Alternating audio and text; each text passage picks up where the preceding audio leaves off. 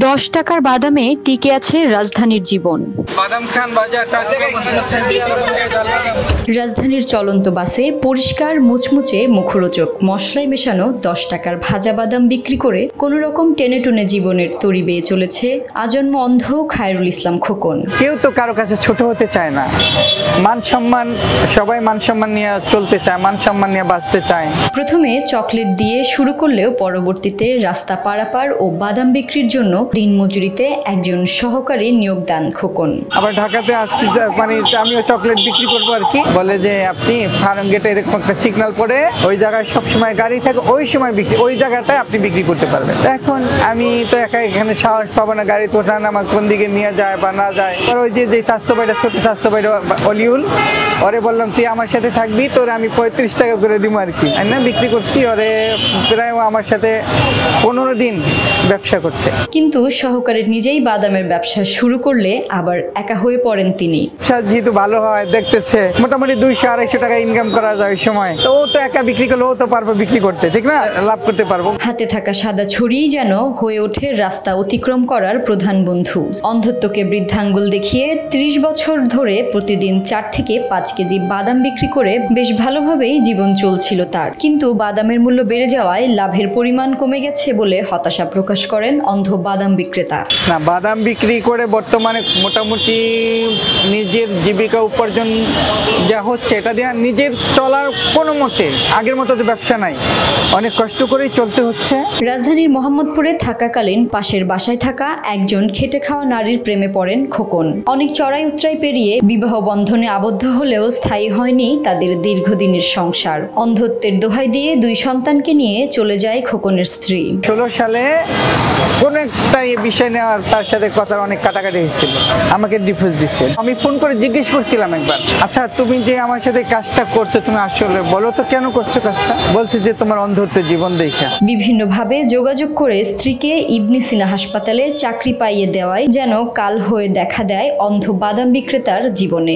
হঠাৎ করে আমারে বলছে যে তুমি একটা কাজ করো, মানে আমাকে দেখাইতেছে যে আমার আত্মীয় স্বজনের সাথে তোমাকে পরিচয় দিতে পারি না, এই পারি না, সেই পারি না, এরকম কিছু দেখাইতেছে আর কি। এখন আমিও তো অসহায়, আর একদিকে সে এরকম করে কথা বলতেছে, আমি কি করব? পরবর্তীতে তো উনি যে চলে গেছে, যে ওই চলেই গেছে আর উনি ওই যে আমার বাসা অন্য জায়গায় পাঠিয়ে দিয়া উনি চলে গেছে আর কি।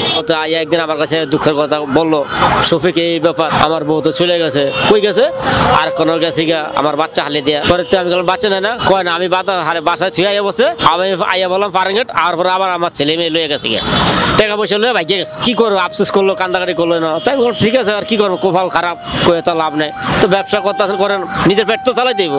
2 সন্তান ও স্ত্রীর কথা বলতেই ভারাক্রান্ত হয়ে ওঠে তার মুখ। সন্তানদের দেখার স্বাদ জাগলেও সাধ্য কি আছে তার? তাদের কথা মনে পড়লে তো আমার অনেক কষ্টই হয়, যে কষ্টগুলো কাউকে বোঝানো যাবে না, যে কষ্টটা হচ্ছে এটা কাউকে বোঝানো যাবে না, আর বোঝানোর কথাও না, কিন্তু প্রত্যেকটা মুহূর্তে তাদের কথা আমার মনে পড়ে আর কি। যার জন্মই দুহাত ভরে কাউকে দেওয়ার জন্য, সে কি ভিক্ষাবৃত্তি করে নিজেকে ছোট করতে পারে? পরিবার পরিজনদের অবজ্ঞাকে পেছনে ফেলে আবার খর্বহস্তে তুলে নেন সাদা ছড়ি। ওই যে একটা কথা আছে না, ওই যে নবীর শিক্ষা করো না ভিক্ষা, এটা একটা ব্যাপার আছে। ভালো থাকতে চায় এরকম কিছু ব্যাপার স্যাপার আছে, আর একটা ব্যাপার আছে বংশীয় একটা ব্যাপার আছে। আমার বংশের যারা লোকজন তারা মোটামুটি সবাই হাই কোয়ালিটির, ভালোই আছে। মোহাম্মদপুর থেকে টাউন হল থেকে মোহাম্মদপুরের আবর্তনে ঘুরপাক খেতে থাকে অন্ধ বাদাম বিক্রেতা খায়রুল ইসলাম খোকনের জীবন। সে আমাকে মানে আমার অন্ধত্ব জীবন দেখে ঘৃণার চোখে বলছে, ঘৃণা করতো, মানে ঘৃণা যে করতো সে তো আমাকে প্রকাশ করতো না। সে আসছে তার লাভবান হওয়ার জন্য, সে লাভবান হয়ে গেছে, চলে গেছে। এখন বাল বাচ্চা জন্য এটা বলতে চাই যেটা আর কি, এদের জন্য আমার বলার ইয়াটা, এরা একটা হয়তো ইয়া করতে পারবে যে আমার বাবা আমাদের খোঁজখবর নেয় না, ফোন দেয় না।